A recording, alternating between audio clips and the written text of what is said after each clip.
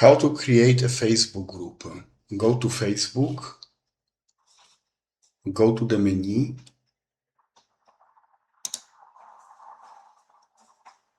select groups in the menu,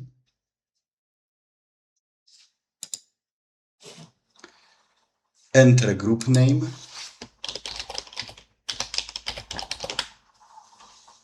choose public or private,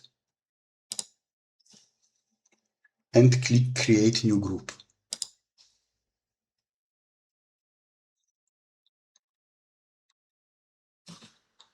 Now you can add a cover photo,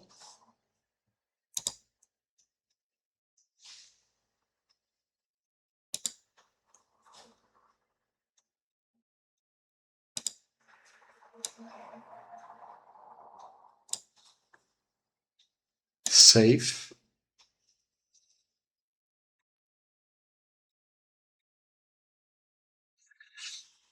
You can invite friends, some members, and you can post.